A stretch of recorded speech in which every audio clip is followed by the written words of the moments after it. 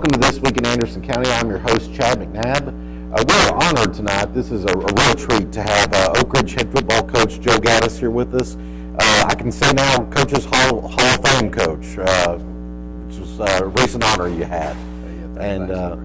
Yes, sir. We really appreciate you joining us here tonight. There's a lot of exciting things going on with Oak Ridge football, of course, with the revitalization of Blankenship Field, and we want to get to all that. But again, thank you for being with us. And I was telling you before the show, you host your own coaches show through the season, but a lot of times there you're talking X's and O's and what happened the week before. So for our viewers, in case they don't know you or just a casual fan, I wanted them to get a chance to hear all about you. So if you could just kind of tell us about your career over the years.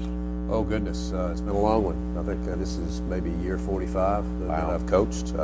Started out coaching a small town in West Tennessee, Ripley, Tennessee, 1 year. Okay. Went to Tullahoma as an assistant for 4 years, then to Farragut, believe it or not, for 3 years as an assistant. My first head coaching job was 1983 in Tullahoma. Okay. I was there for 5 years and then got the Oak Ridge job in 1988. I was here for 11 years, went to Pascagoula, Mississippi for a couple of years, and went to Decatur, Alabama for 3 years after that, and went to Henry County, Paris, Tennessee, and West Tennessee for 6 years.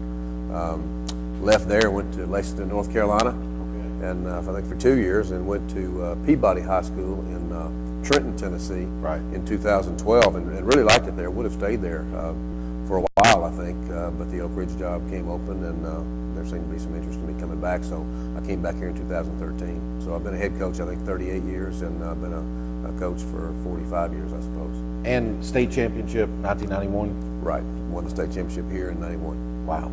And the job came back open, I guess, 2013. Right.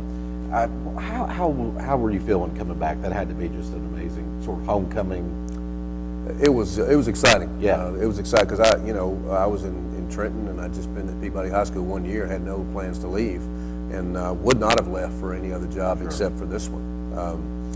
And then people began to call, and just fans. Sure. And seemed to want me back, so that was an easy decision for me once they offered me the job to come back to Oak Ridge, because I've been around a lot of places in my life, but if any place is like home, it's Oak Ridge. Absolutely. And had tremendous success since your return, coming off a great season, 8-2, I guess, in the regular season, and then winning two playoff games. How do you summarize this season coming off of it? You've had a couple of weeks, I guess, to digest. Well, we lost a heartbreaker to Farragut early, where we had about 3 or 4 plays that if we just catch the ball or throw the ball in there, we had guys wide open, but that wasn't to be. We lost, I think it was 20-14. But that game didn't hurt us, except hurt our feelings a little bit. Sure. But the Fulton game, we lost that and finished second in the region. But then Fulton and Catholic played in round 2, and we won our first 2 playoff games, and then hosted Catholic in round 3, and got ahead of them. Sure. Not comfortably, obviously, but we were ahead of them, and then they came back and beat us 42-40 in a barn burner. But a good season, good team, not how we wanted it to end, and I felt like we were as good as anybody in the state, but on that particular night, we couldn't hold on, and we lost to Catholic 42-40. And looking to the season ahead, because I know coaches almost immediately start thinking about the next season. What do you think some of the challenges, things you're looking to build on for next season? Well, one big challenge would be the secondary. We lost 3 guys who've literally started for 2 or 3 years for us. Guys like Kalen Thompson, Herbert Booker, Kyrese Pendergrass. Those 3 guys were all mainstays back there for 2 or 3 years in the secondary. We lost Jeremy Mitchell, outside linebacker, and those are 4 great football players right there. We lost Jordan Graham, who's been basically our starting running back for 4 years now. He started as a freshman. We lost some others, but those would be the guys in the positions that we will have a difficult time replacing, but you have to every year, and I'm sure we will. Sure, somebody will step up, right? Like always. So that's, and we're going to, of course, get to the Blankenship revitalization.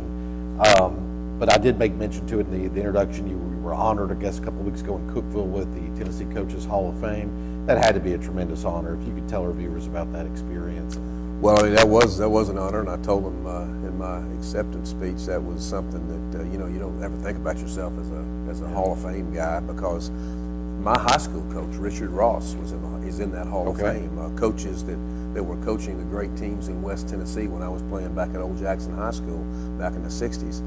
John Hooper at Brownsville, Jackie Kane at Covington, names you're not familiar with, and probably the viewers aren't familiar with either. But they were coaches I thought were legends. They were legends when I was playing. And the idea that I'm in the same Hall of Fame that they're in is just mind-boggling to me. It'd be surreal, I guess. Yes, and closer to home, Ben Martin is in that Hall of Fame. Wow. So, Coach Martin was here in the 40s and coached not only football, but coached every sport at Oak Ridge High School. And, the fact that I'm in the Hall of Fame with Ben Martin, it's kind of hard to wrap your head around that, because People you looked up to. Yeah, people that I looked up to and have revered for decades. So it was a big honor, and I had a lot of family members there. Had a lot of my coaching staff from Oak Ridge there, and I had some friends from Oak Ridge drive over, and that was a bad day to travel in. Hard rain the whole way, but it was a great morning and a great ceremony, and it was nice to have so many friends and family there, and great honor. Absolutely. And it was an honor, and I'll say this too, I said it that day, an honor that even though I got it, I've been fortunate to surround myself with really good coaches through the years. So those guys that are so-called assistant coaches, they do all the coaching and all the work, and I've benefited from surrounding myself with great coaches. So certainly I'm the guy in the Hall of Fame, but they're in it certainly because of what they've contributed to the teams that I've coached through the years, which has been a whole lot. Absolutely. And I was going to ask you, you celebrated your 300th win, I believe it was last season. As far as the keys to your success, I would imagine one of those would be hiring the right people in those right positions. That's got to be critical, isn't it? Oh, absolutely. Number one, if you win that many games, longevity, you've been doing it a while. But number two, great coaches. And my staff, wherever I've coached, and especially here in Oak Ridge, has always been and is currently a very good staff, and that's the reason why we're successful. Partly is that I've been able to surround myself with good coaches, and obviously at every stop, including Oak Ridge and mostly Oak Ridge, we've had great players. So, you can't win that many games without doing it a while, without having great coaches on your staff, and without having great players. Sure. And I wanted to ask you a big picture question. As far as you mentioned how long you've been doing this, and you've seen a lot. How has the game changed over the years at high school level since you've been doing? I know the tempo has probably sped up some, just as far as the X's and O's. When I played high school football and started coaching high school football I played in the late 60s and started coaching in the 70s, it was like Ohio State and Michigan playing each other back when Woody Hayes and Bo Schembechler were there. It was 3 yards in a cloud of dust. You threw the ball some, but it was mostly just line up and see who was the tougher of the two teams on the field, and you ran right at people. If you had some speed, that was great, but you didn't wow anybody with a passing game back in the 70s. That was the era of the wishbone, when Alabama, Oklahoma, Texas were all running the wishbone, and you ran the football. Now you have these spread offenses that in RPOs you do so many different things offensively that we didn't do back in the days when I first started coaching, when I was playing high school football. And defenses have had to really adjust, try to keep up because the rules don't help the defenses usually. So it's been quite a transformation from where football has gone or come from back in the 60s and 70s to the current day. And we've seen that trickle down to the high school level because, just as a lifelong fan, you don't see a whole lot of 6-3 scores anymore. Those, even in the championship game or the playoff game, 42-40. Yeah, that's a lot of points on the board. So right, when you score 40 points, you figure you're going to win. But back in the old days, you would. Yeah, it'd be a massacre. But 42-40, we lost, and then if you go back to '91, we won the semifinal game 42-41 over Central. So things have changed. Do you think that makes the game more entertaining? Probably for the fans, not for the coaches, but for the fans. Yeah, I understand. And Coach, over the years, you've had some just incredible players. Really, just too many to name. For our viewers, I think the name that stands out recently, of course, is T. Higgins. Right. And how proud are you for what he's done at Clemson? It's fun to watch. Yeah, he's done what I thought he would do, maybe plus some. He's a phenomenal phenomenal athlete. He would do things in practice that were just, they defied the laws of gravity, of physics, of whatever. I mean, the guy would you know, I've seen T run a slant route and the ball be thrown behind him in practice, and he just reach back here and catch it and not even look at it. He's a magician with the football. He's going to have a great college career, and he'll be playing on Sundays, you know, in the not too distant future. So he's making Oak Ridge proud. He's making his mama proud. Yeah. He's making all the coaches proud. But I tell you what, he's a great kid. Absolutely. Aside from his football ability and just his overall athletic ability, great person, great kid. You know, he's one of those guys that's never going to embarrass anybody here because of the way he conducts himself, and he's a class act. Absolutely. And while I got you here, do you want to make a prediction on the playoff? We got T's in. You want to brave enough to do that? Nah, I don't. You know, hopefully Clemson will beat Notre Dame, and hopefully Alabama will beat Oklahoma, and we'll have another rematch. So I know we'll probably have a Notre Dame fan over there, don't we? Our producer over there is making some interesting faces. Mr. Beauchamp is a Notre Dame fan, so but I think it will be an entertaining playoff for sure. And when we're going to go to a commercial break. When we come back, I do want to talk about all this exciting stuff with Blankenship Field. People are really going to be surprised at how massive and wonderful project this is. I do want to thank our sponsor this week, Mike Ritter, attorney at law. If you have any kind of legal needs, please contact Mike. He is there to handle any kind of problems you would have. He's the only person that I would trust if I had a legal situation. Mike Ritter, attorney at law. We will be right back after these messages. Well, my name is Carmel Beatty, and this is my son Lachlan, and he's 4. He has Down syndrome. And a couple of years ago, we looked for a program for him to attend a daycare or a preschool, and we really weren't prepared for the obstacles that we encountered when we were looking for a program for him, just because he's not on the developmental level of a typical child.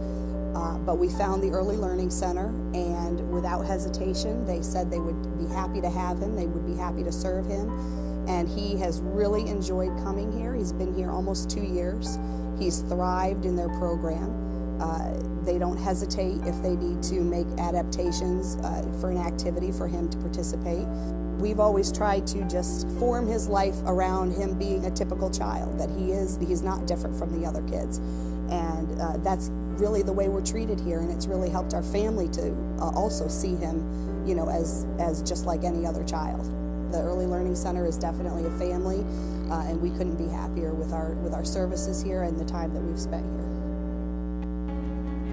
We are ASAP of Anderson, and our mission is to prevent and reduce substance misuse among youth and adults in Anderson County. Prevention is providing information and building skills, but it is also providing support, changing access, changing consequences, changing the physical design of the community, and modifying policy. What role will you play in preventing substance misuse? Find out more at asapofanderson.org. Oh, hey, bud. Where are you headed? Just gonna hang out. With Gary and Todd? Yeah? I've been meaning to ask you, is there any drinking going on in this crowd? No? If any of your buddies ever pressure you to take a drink, just tell them you promised your dad you wouldn't. I'd do anything to keep you safe. Okay, I will. I hope this is working. I promise. Love you too, Dad. They really do hear you. For tips on what to say, visit underagedrinking.samhsa.gov. I am for the child who lives in motels, cars, and shelters, now in foster care, a group home, where he sleeps not on a bed, but on a temporary cot. He is the child I am for. I am a CASA volunteer. I am you.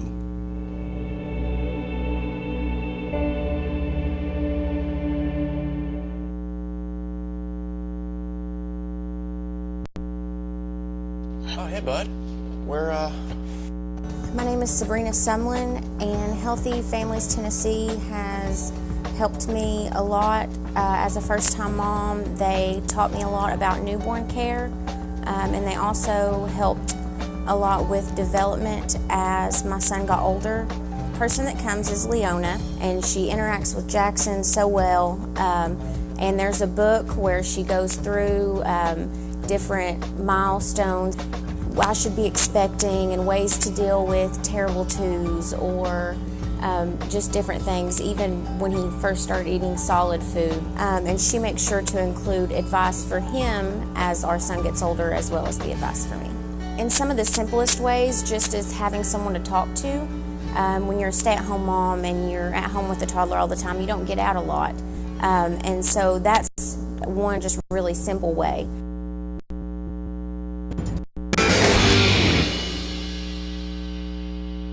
Welcome back to This Week in Anderson County. I'm your host, Chad McNabb. We want to thank our other sponsor this week, In-N-Out Maintenance, Jimmy Bouchard. For any of your maintenance needs, please check out Jimmy. He does a great job. I would not hesitate to use him anytime for any need. And we're back with Coach Joe Gaddis, head football coach at Oak Ridge. We were talking about your career going down memory lane there, and now we're going to get into the Blankenship Field Revitalization Project, which is just so exciting. It's been in the works for a long time, I guess, and actually just broke ground a couple of weeks ago. If you could just give our viewers sort of an overview of, if they don't know anything about this, what is the Blankenship Field Revitalization? Well, the main thing that I'm concerned with right now, and there's more phases to it, is the installation of the synthetic turf, the field turf that we're going to have in the next couple, 3 months, I hope. I would think that's going to be the case, but that's the biggest thing. We also hope to get a Jumbotron scoreboard installed, and there's some other things that we'll do. There'll be a track, a walking track will be placed around the field, some fencing, and some other things, but those are the big things up front that they're working on now. When they started a couple of weeks ago and broke ground, that's specifically for the installation of the turf. Sure. Multiple phase project. I know we do have some graphics we're going to be able to share with our viewers, but if you can, you talked about the turf, which is, I guess, in the first phase here. There's a beautiful graphic of what proposal that is just going to be really something. How big of it, if you could tell our viewers, sort of lay people to football, the difference between turf and what's currently on the field, the advantages, disadvantages, what you're looking for there? The real reason why I want the turf is because Blankenship Field just doesn't drain well. There was a day when it did, but now when it rains, for example, if it rains on Monday and it doesn't rain at all until the next week or something, you get to the game on Friday night, the field is soaked. It just doesn't go anywhere. It just stays there, and if we have an advantage usually on Friday nights with our opponent, it's speed. And Blankenship Field, it's always so damp. It's hard to cut. It's just, I want the turf so we can have more stability underneath us when we run the football and catch the football and try to plant and cut. Because Blankenship looks good from the stands, but it's not really in good shape from a grass perspective. And that was a question that I was talking to a viewer today that they wanted to ask was, historically, Oak Ridge has always been a very, like you said, speed has been an incredible factor. Right. You do think this will help increase that advantage? In recent years, and this year especially, I thought we had a speed advantage on every team we played except Fulton. Mm-hmm. But we never realized quite the speed advantage at home that we had because the footing was so poor, and that has become more of a problem each year. Each of the 6 years I've been back, it's more problematic each year. The turf is not going to cause us to win games that we wouldn't have otherwise won, but it will give us better footing. And our field was really bad. I mean, we had teams that came in and complained about the conditions, especially in the playoffs, and I don't blame them. But the turf will eliminate all that. So it's not a deal where, I've heard some people say, well, Oak Ridge is just keeping up with the Joneses. That's not it at all. Oak Ridge doesn't need to keep up with anybody. But turf is kind of something that's popular out there right now. I'm not part of a group that wants to have turf just because it's a fad. Sure. It's something that we need. Practical reasons. Definitely, we need it. Probably more than anybody who's gotten it. Now, with this taking the crown off, do you think that in any way will affect some of the home field advantage? The teams that come in, the crown is bothersome to them during warm-ups. Right. During pregame warm-ups, they adjust to it pretty quickly. The crown's not as pronounced now as it was back in '88 when I first came here. But I think by the time the game starts, most teams are pretty adjusted to the crown. So no, I don't think that's going to be an issue.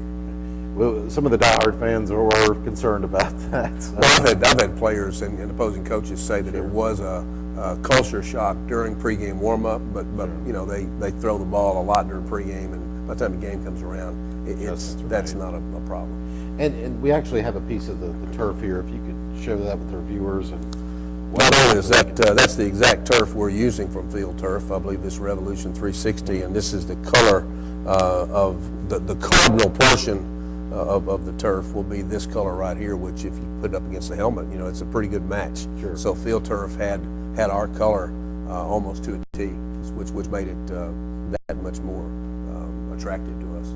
Absolutely. But this is going to be the best turf around, honestly, and I'm not advertising for Field Turf, but we've gone out and gotten the best. It's so much better than it was back in the 70s and 80s, and this is what most of the NFL teams use. This is good stuff, and it's so much like grass now that it's not like playing on the old turf back in the 70s. And this outfit that's doing it, they're nationwide, reputable. I believe they've done, I guess it was New England, Atlanta.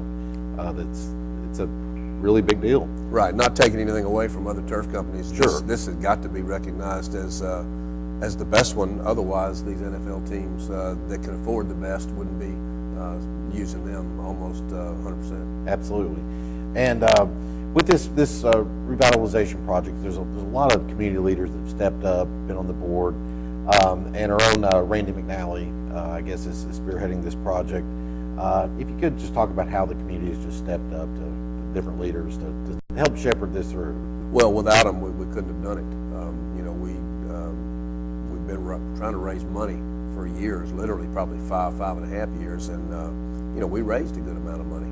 But without the leaders that stepped up and took this thing over, we couldn't have gotten to where we are today. And now we finally actually broken ground, a day that people thought might never come. Sure. We've talked about turf for 4 or 5 years, but no one ever saw any results from all that talk. And now, because of the leaders you mentioned and others, it's happening. Yeah, absolutely. And one of the things with some of the sketches, and you can tell it is sort of a very different look from what people may be accustomed to at Blankenship, but there is a real emphasis on honoring the past with this new project. And if you could talk to your viewers about why Blankenship is such a special place and sort of the balance you're trying to find of preserving the past. Well, Blankenship Field to me is the premier place to play high school football in the state of Tennessee. I mentioned Ben Martin earlier, back in the early 40s when he was the first coach, back during the time of the Manhattan Project. It's pretty historical in itself to even mention that and mention him.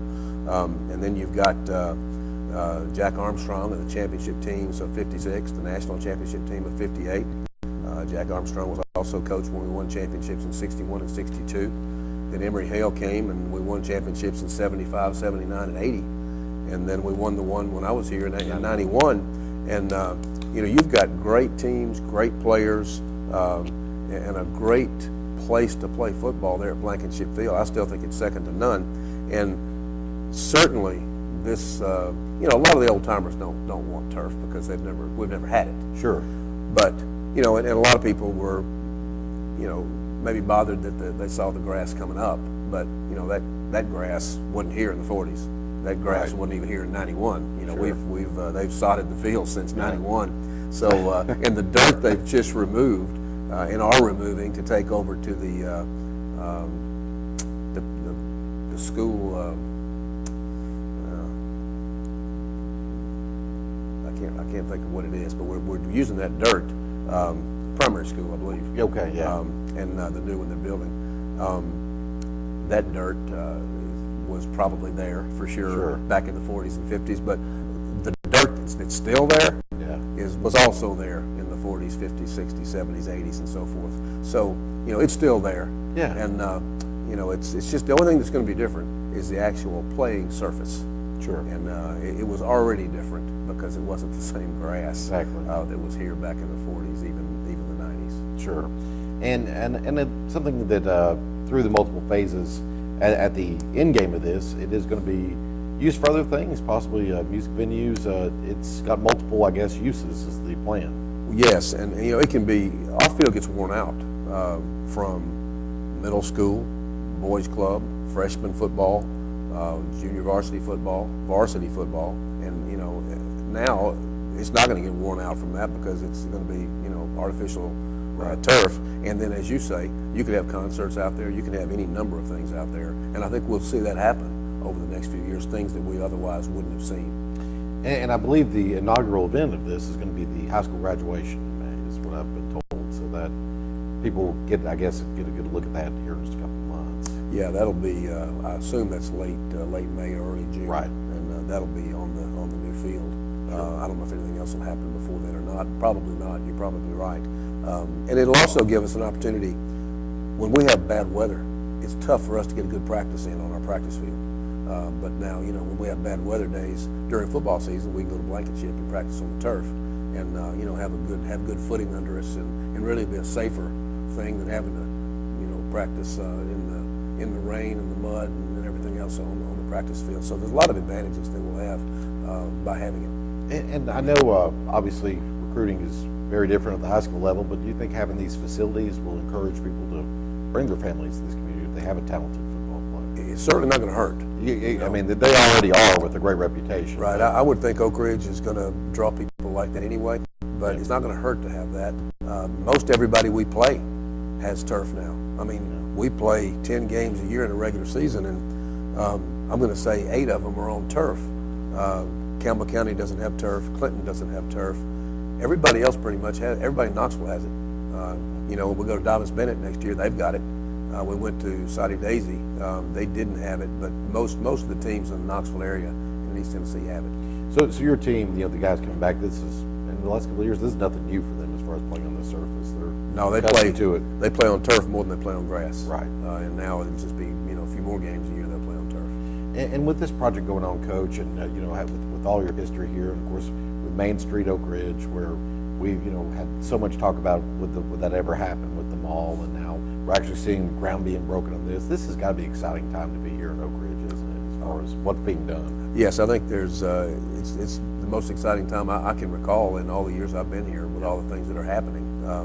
You know, and everybody talked about a lot of these things happening, but now they're really happening here in Oak Ridge, and it is exciting times. I think it's very exciting. Absolutely, and if people want to help, we should mention with the revitalization project, they can go to the website. If you just Google the Blankenship Revitalization Project, they can donate, of course, if anyone wants to help. Our producer, Alan Beauchamp, has been very involved in it, a lot of community leaders, so there's tons of ways to help if they do want to do that. Right, and we still have a lot to do, a lot of money to raise to do the things we want to do. We're talking about the Jumbotron scoreboard. You know, that's going to be a lot of money in itself, Sure. And then all the other things that you saw on the pictures that were on the screen. Yeah. That's going to take a lot of money through the years. Still a long way to go. And Coach, I can't tell you how much we appreciate you coming on and doing this tonight, being here for viewers. And we are going to go to a commercial break, and we will be right back after this. My name is Sabrina Sumlin, and Healthy Families Tennessee has helped me a lot as a first-time mom. They taught me a lot about newborn care, and they also helped a lot with development as my son got older. The person that comes is Leona, and she interacts with Jackson so well. And there's a book where she goes through different milestones I should be expecting and ways to deal with terrible twos or just different things, even when he first started eating solid food. And she makes sure to include advice for him as our son gets older, as well as the advice for me. In some of the simplest ways, just as having someone to talk to. When you're a stay-at-home mom and you're at home with a toddler all the time, you don't get out a lot. And so that's one just really simple way. I remember the moment. I'll never forget that moment. That moment? It was a moment that changed my life. I'd been training with my team for months, and now we had been called up for the first time. The real deal. Wildfires were getting dangerously close to homes. At that moment, I got my first taste of just how important the Guard is to my community. See how the Guard can be an important part of your life at NationalGuard.com. Introducing a new day of the week. Someday. Now, everything you were going to do someday is on the calendar. Want to retire someday? You'll really want this. A My Social Security account at socialsecurity.gov. You can estimate your future benefits and manage current benefits online. Millions of people have a My Social Security account. Get yours today, because someday is here at socialsecurity.gov. The United States Air Force has a proud history of leading our nation in embracing diversity. We've been reaching new heights for years by understanding it's our individual experiences which make us strong. You can share in this success by seeking opportunities to learn and grow as a member of a diverse team. We are the world's greatest Air Force, not because of what we do, but who we are. This message is brought to you by the U.S. Air Force. We are ASAP of Anderson, and our mission is to prevent and reduce substance misuse among youth and adults in Anderson County. Prevention is providing information and building skills, but it is also providing support, changing access, changing consequences, changing the physical design of the community, and modifying policy. What role will you play in preventing substance misuse? Find out more at asapofanderson.org. In Vietnam, we took care of each other. In combat, you look out for your battle buddy. I'd do anything for my unit. When things get tough, it's great to know somebody's there for you. Every step of the way. DAV stands behind America's veterans to make their transition back home easier, with free services and help getting the benefits they've earned. Help us fulfill the promise to our men and women who served. Go to DAV.org to learn more. Welcome back to This Week in Anderson County. I'm your host, Chad McNabb. We again want to thank our sponsor this week, Michael Ritter, attorney at law, right here in Oak Ridge for all your legal needs. Please give Mike a call at 482-7734 for any needs you may have. We're so glad to be joined still by Coach Joe Gaddis of Oak Ridge High School football, and Alan Beauchamp, a producer here, head of Energy Media, among other things. Alan, you've been very intimately involved in the Blankenship Field revitalization project since it got going. As far as alumni, if you could just share your experience with how this came about and what you've been doing. It's Coach Gaddis' leadership that's really, I've been watching for 2 or 3 years, and we hit hurdles and we do things. But first I want to say that the foundation's done a great job. I think we need to recognize some of those people, Chad. Randy McNally, Lieutenant Governor's the president of the foundation. CNS has been a wonderful partner to us and helped us. Dave Beck serves as the vice chairman of the foundation. James Powers has done a wonderful job. He's an alumni from the '68 class. Can't say enough about athletic director Mike Mullins has pushed hard. Absolutely. He's been actively involved and pushed. So we've had a lot of people help, and I'm leaving like Rick Chin and some others out. Rick's getting left out because he canceled tonight, so he gets no mention tonight. But there's a lot of people who have done a lot. I'm not on the foundation board. My role was to come in and try to get alumni involved, and we've done a good job of that. We've tried hard to get it done, and we have a little lull this year because we got a delay in Nashville, and it took a little time for the foundation to get everything organized and to get the field broken. But I can tell you that every time we hit a hurdle, Coach Gaddis would say, no hurdles. It was like he was coaching the football team. He was coaching the volunteers and the foundation. Get past the hurdle. So without his leadership, we wouldn't have been able to do it. And I'm really excited. I think it's, I looked at it a long time. Because, you tell alumni to give, you want to make sure, it's something worthwhile. And former Pittsburgh Steeler Neil O'Donnell was a friend of mine in Pittsburgh, and he was in the turf business. So I got to learn a little bit about turf, and he was involved with Joe and the others and some other people, and I hadn't seen him in 20 years, and there were some others. But they worked through the bidding process, and there's several turf companies. Knoxville has, as Joe says, there's other competitive, good turf companies. This is just field turf is just a little bit higher grade. I think Kingsport has it. Are they not the only school in Tennessee? I believe they do have it. An older version. Right. I think an older version about 9 years ago. And I think either MBA or Brentwood Academy may Middle have it. Tennessee. Father Ryan, I think, may have it. Maybe. And there's some others down there. But in East Tennessee, it's been, the Haslam Foundation has donated a lot of extra money. But this is, and with all due respect to them, I think a a higher grade. I mean, NFL teams have 21 or 22 teams have this particular turf. I don't think any other turf company has one or two.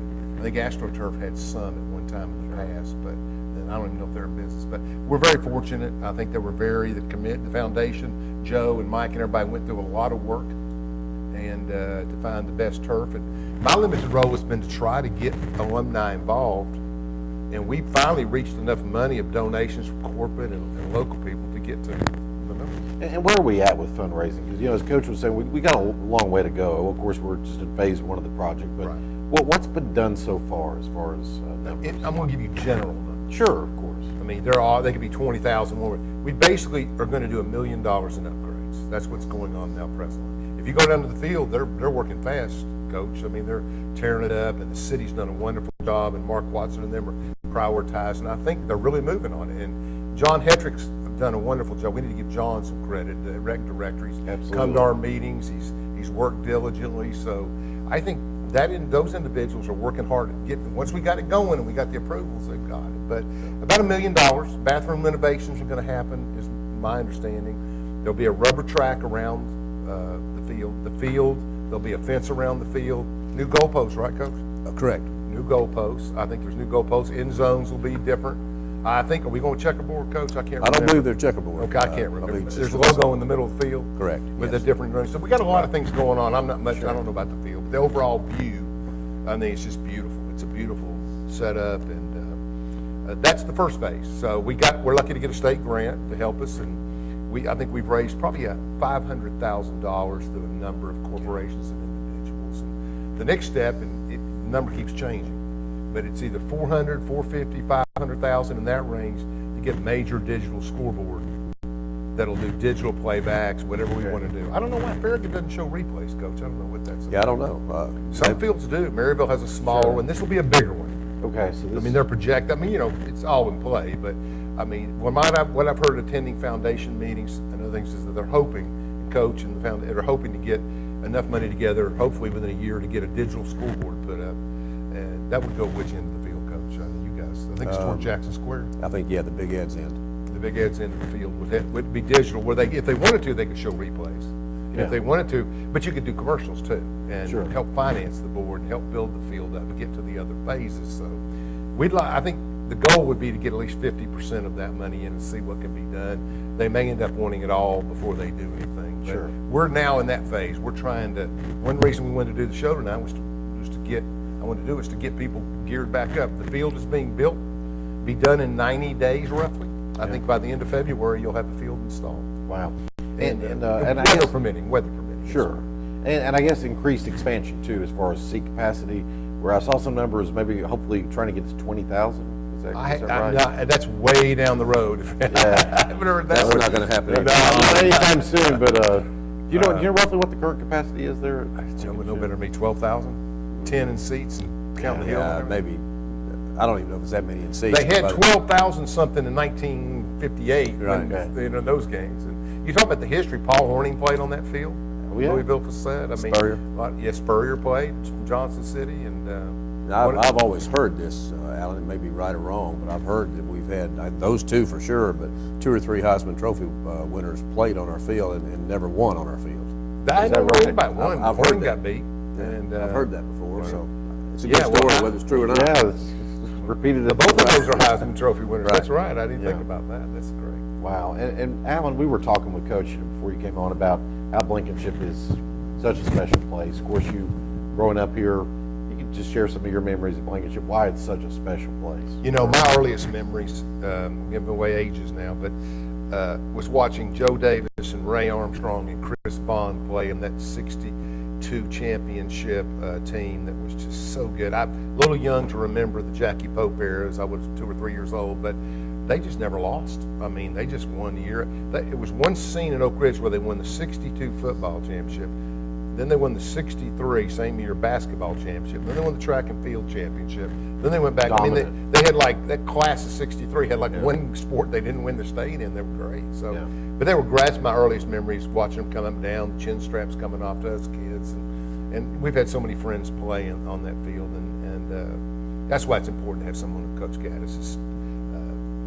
longevity and quality. And I think, I will be honest, I think 10 years ago, with all respect to everyone who played with some great players in 2005, I mean, I still argue Spencer Goldmeyer is the best player to ever put on a uniform at Oak Ridge High School, with all due respect to Jackie and all the others.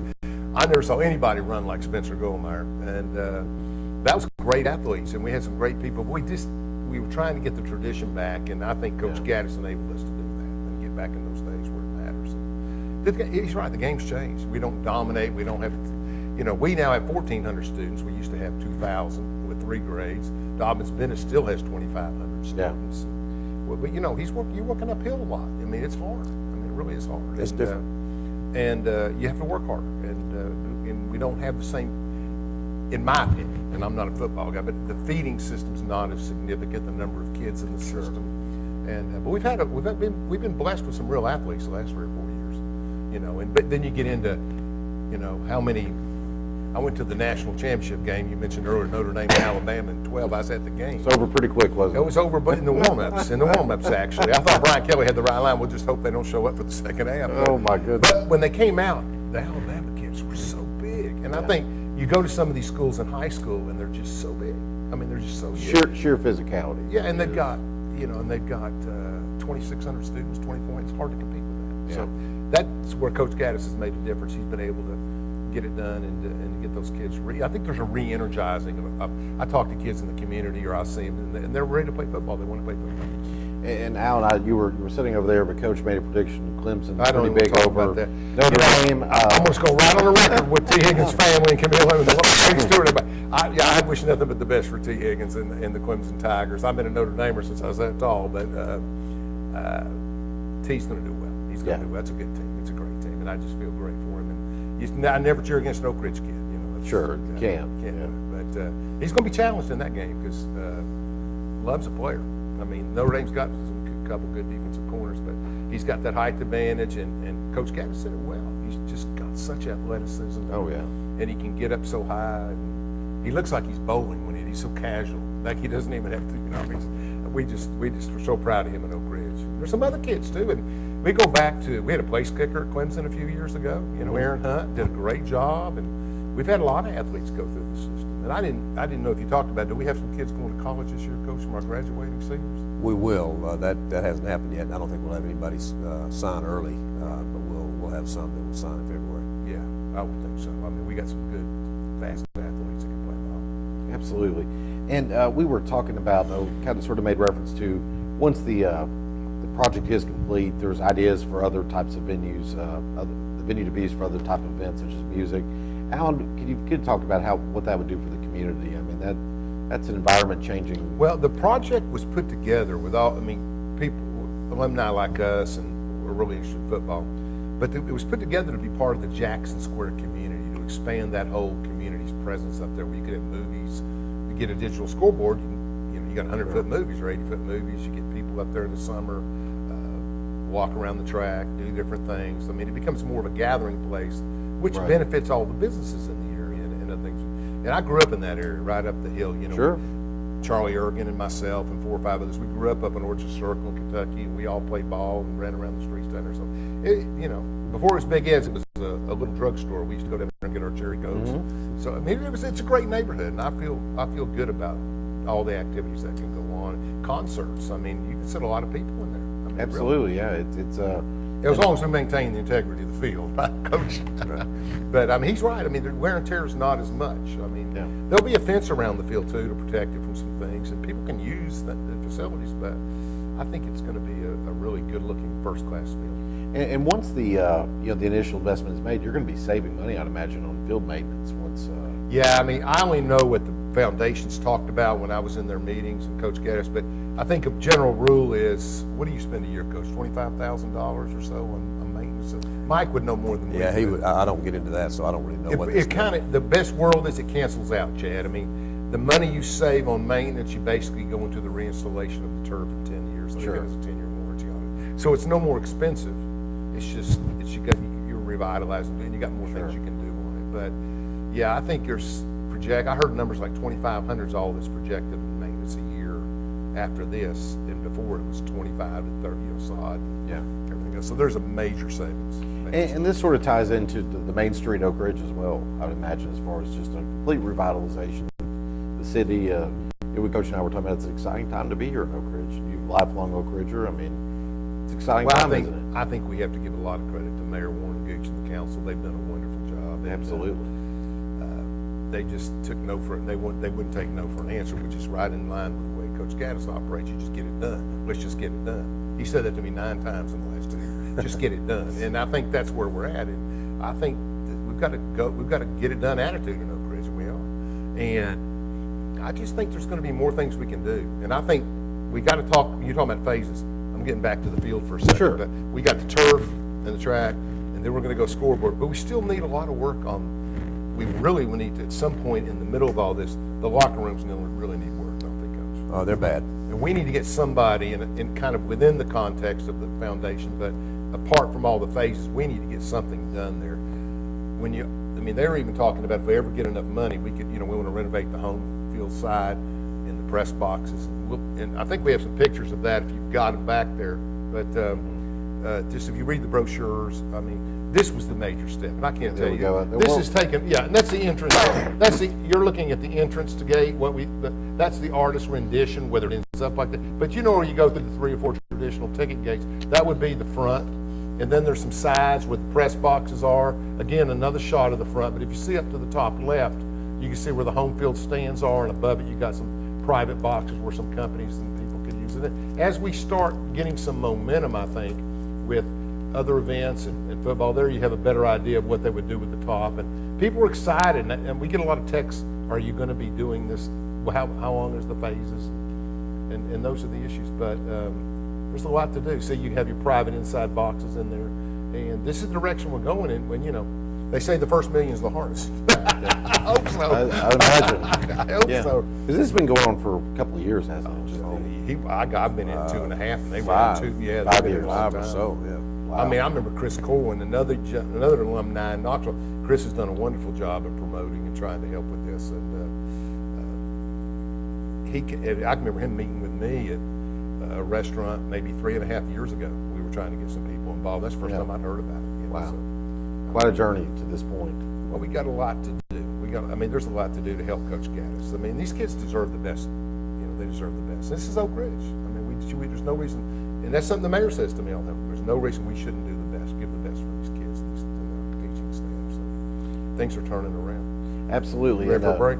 Yeah, we're going to take a quick commercial break. We'll be back with Coach Gaddis and Alan Beauchamp after this commercial break. Stay with us. Hi, my name is Sequoia Stewart. I have 2 girls that attend Girls Inc. They're twins, Sakari and Sadasia. And they attend pretty much every day of the week. They also do basketball with Girls Inc. They attend tumbling with Girls Inc. and softball with Girls Inc. They get to meet a lot of new friends. They don't exactly have to play with just friends from their school. Being with their sports program, I think that it's going to take them a long way.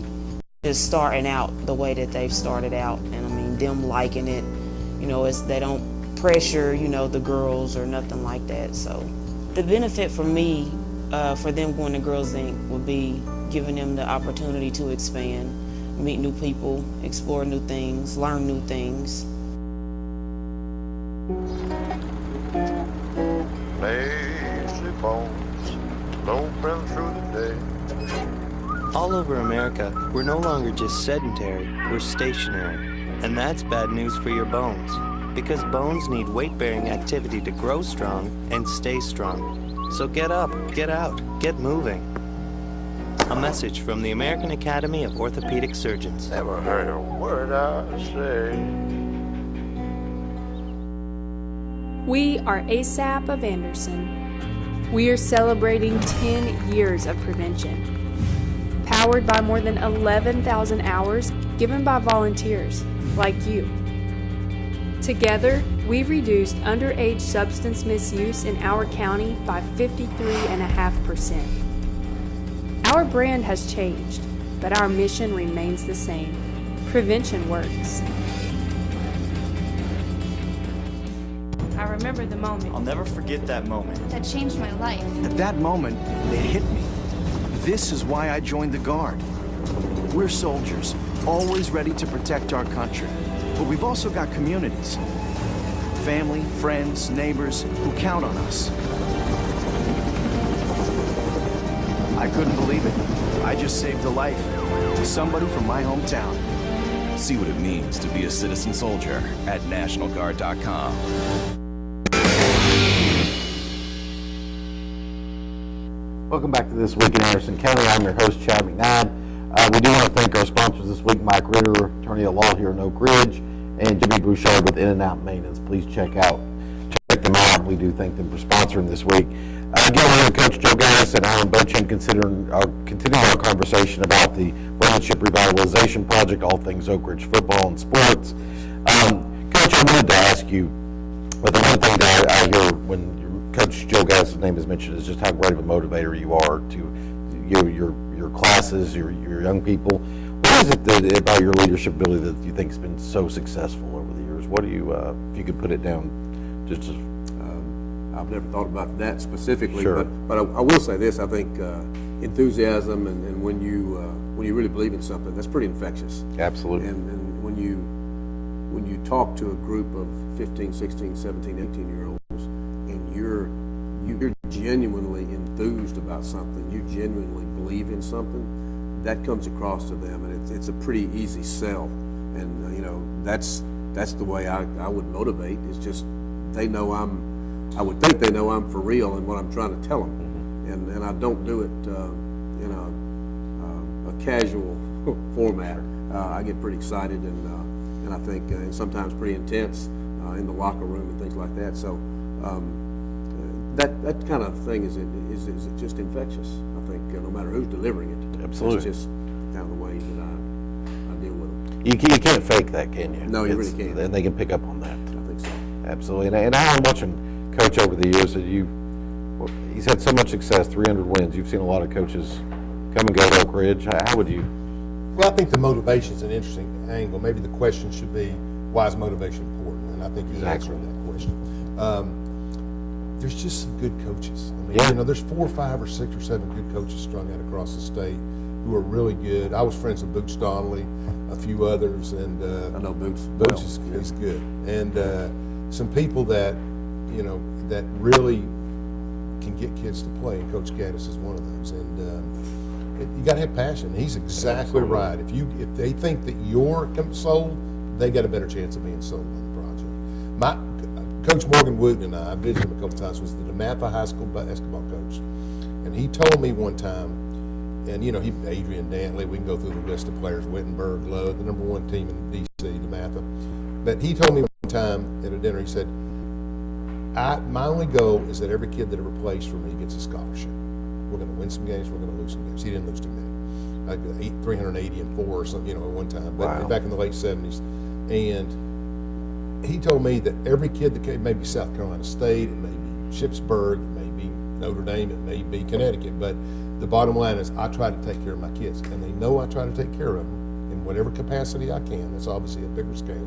But, and he would say, they know and they believe in me, and they work hard because of that. And I think Coach Gaddis is a mirror of that same philosophy. And Alan, again, your real angle in this is that you've been able to contribute so much to is the fundraising aspect. What are some things, the future of the fundraising of this project? Well, we got to get busy. We got a board to build. We got a board to put up, and Coach Gaddis has been patient. It's taken longer than it should have. I mean, that's not on us. That's on the process and the state.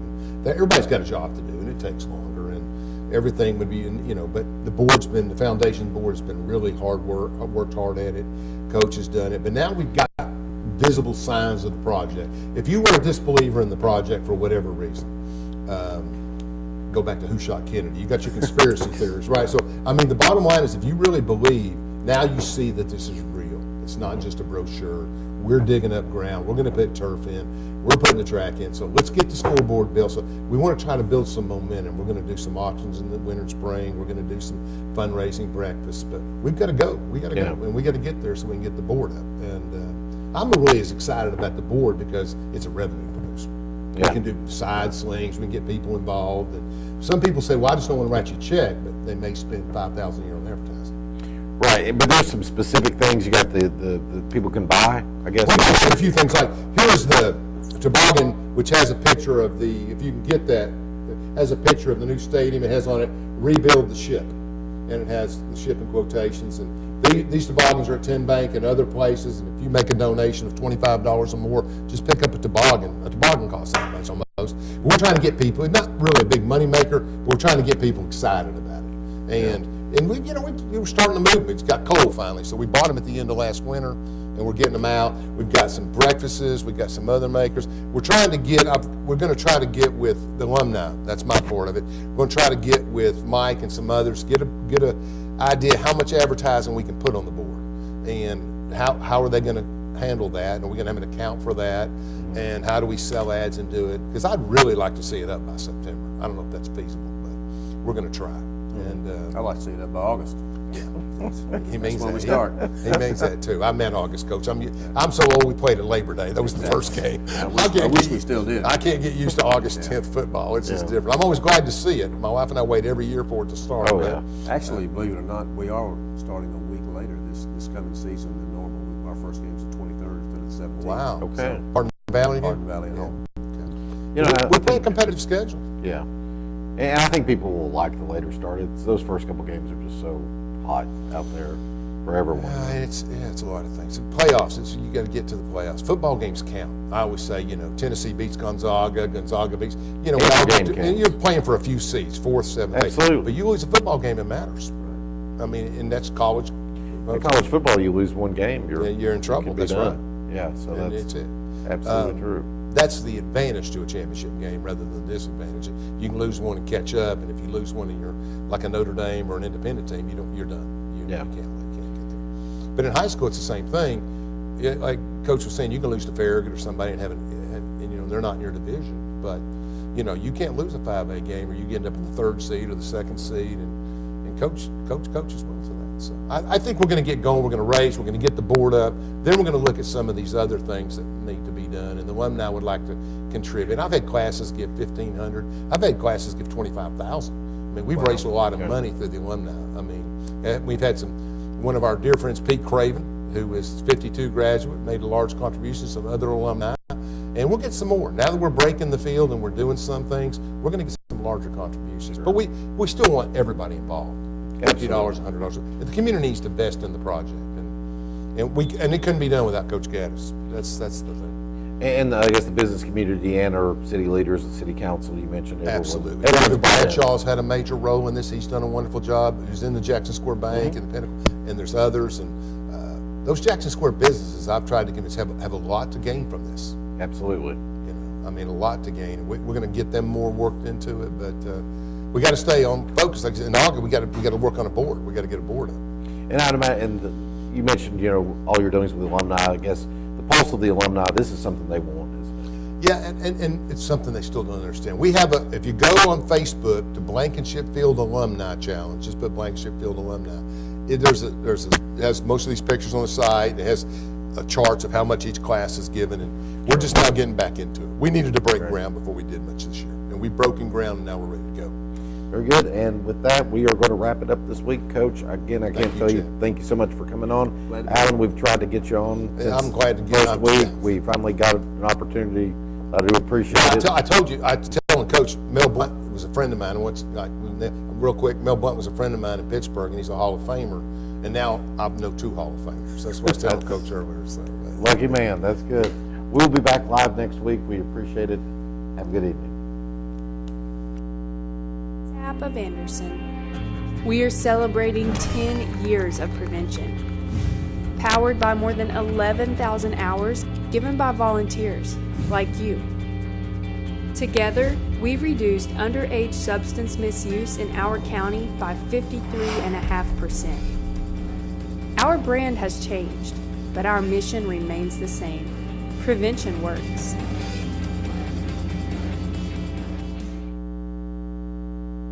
I am for the child who's had 7 addresses in a single year because she's in foster care, because her father abused her, and her mother couldn't believe her. She is the child I am for. I am a CASA volunteer. I am you.